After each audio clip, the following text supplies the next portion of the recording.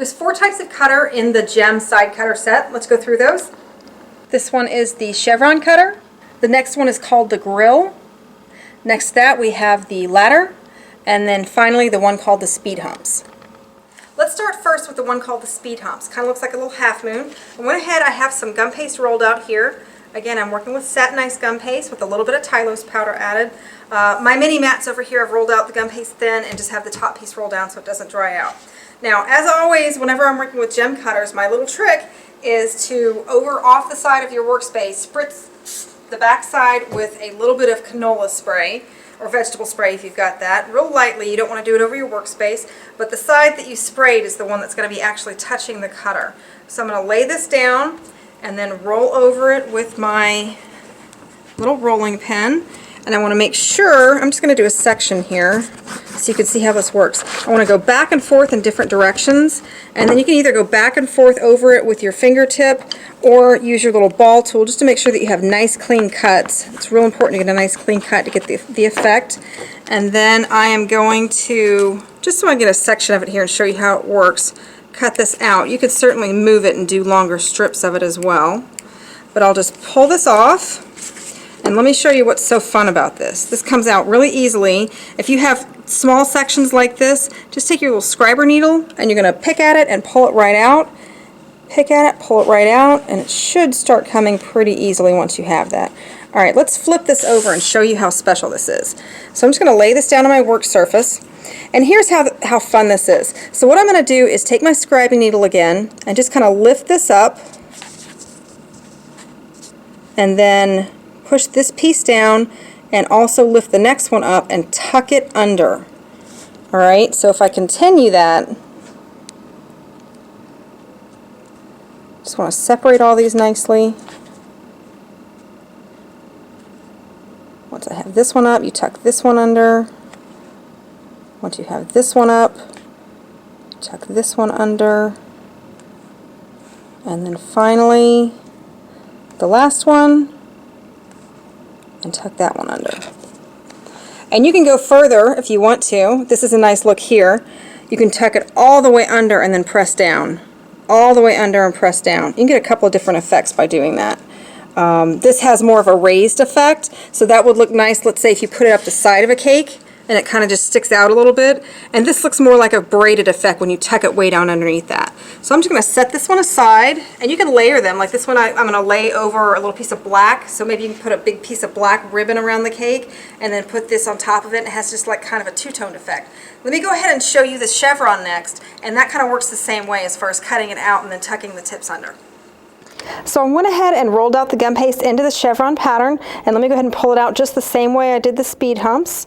So just pulling that out of the cutter, I'm going to lay it face up, and then again this kind of works the same way that you can tuck it back underneath it. So I'll lift one, separating them, and I'm going to tuck this underneath this small point. Lift this up slightly, tuck this underneath the small point. That's why I want to lift it up slightly. So that's lifted up slightly. Lift this one up slightly. Make sure it's nice and separated, and then pull this one back over it and tuck it under that one you just lifted up. Lift this one up slightly. Lift this over, tuck it under the one you just lifted up, lift this one up slightly, and then finish off. And you can continue this like if you cut this in pieces, but you see how pretty that is when you tuck these under. It has a really great, chevrons are so popular now with wedding cakes too, so you can certainly do this around the base of the cake as a border or up the side, and that would look great as well. Let me move this one, you can see it against the black over here. There we go. How pretty that one is. All right, next we're going to move on to the grill. Okay, so working with the grill, this gum paste I've rolled out a little extra thin just to be sure that I'm going to be able to get these cut marks out because they're really close together and I want to make sure they have a nice clean cut. So if you're going to err on the side of it being too thin. So again, doing a little spritz of canola spray away from my work surface. rub this on the back a little bit, and then the sprayed side is down. Give a little press, and then I'm going to roll across and across this way as well. Now on this cutter, it's super important to make sure that you have nice clean cuts on this, because you really want this to separate. So I'm going to make sure I've rolled into that really good and firmly, and then I'm going to go back with my finger and my ball tool, whatever it's going to take to make sure that these got a nice clean cut, because this really makes it pretty to separate these. And I'll show you what we're going to do with this. All right, so same as we did with the others, I'm going to just cut off the excess for this piece. And actually what I'm going to do is go ahead and cut, if you'll come in close, on that very last line. So I'm not going to leave this big piece here. I'm going to cut away that big piece so it's a little bit shorter than the cutter itself. All right, again with my scribing tool, this should come off pretty easily. Just pulling up the edge and pulling straight away. What I'm going to do here is use my gum glue. Not too much, just enough to make it a little bit moistened down here on this wide strip, the side piece. And then fold this over and make sure it adheres to it. All right, so this is why we want to have good separation in these. So what I'm going to do is pick this up out of the mold and then roll it. You see how that separates nicely? I'm just going to roll it right across that wide strip. And you're going to end up with a nice, wide, kind of whimsical flower blossom. If there's any that didn't separate, you can go back with your scriber needle and kind of separate that to help it out. This looks really great. You can put this on the end of a toothpick or a wire and kind of make it a flower blossom itself. Looks cute as kind of a fake carnation type thing, and maybe you can connect your garlands or swags with this. Another thing you can do, this works great as a flower center. If you'll look at this, I'm just going to take some scissors, and these are of course designated for gum paste, but I'm just going to snip through all of those. And what you're going to end up with is kind of a fluffy little flower center. You can straighten those out. And then if you have that on a long wire, you can make a nice large, say, anemone, or just use it as a flower center instead of a flower itself.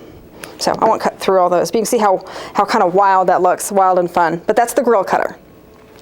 Okay, last cutter out of this set is going to be the ladder cutter, and we're going to show you how this one works a little bit differently, and you can use these others the same way if you want to do a long strip. Let me just peel back here. I've got my gum paste. With this one, I'm going to make sure I don't have any kind of distortment when I lift it, so I want to make sure I'm using a nice stiff gum paste, that it's a little bit drier than one that maybe has just been mixed. So again, I'm going to use canola spray with this, but instead of spraying down on here and making a big mess out of my workspace, I'm just going to spray over here onto my fingertips and give a little rub across the surface of it.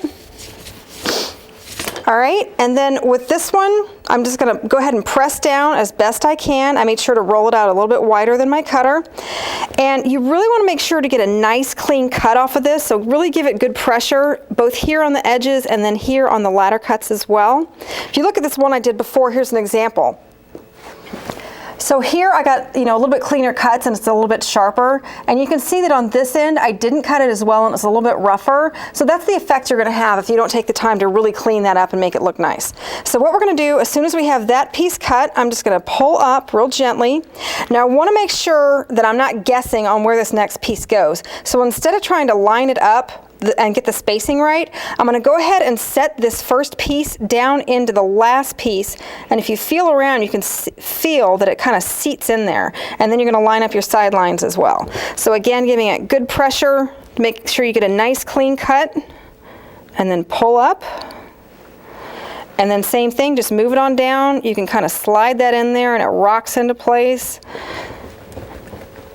Now what you're going to get with this, you can either use it as a ladder, as its name is called, or you can use it as a border that looks really nice. So what I did here, this piece has dried, but you can see what it looks like against the black that it comes through. So you could do this, like say on a white cake with a black background and the teal, but just have different colors on that and it looks really good. So same thing as the other cutters, all you're going to do is just pick at it and pull out those inserts, and then you've got that exposed.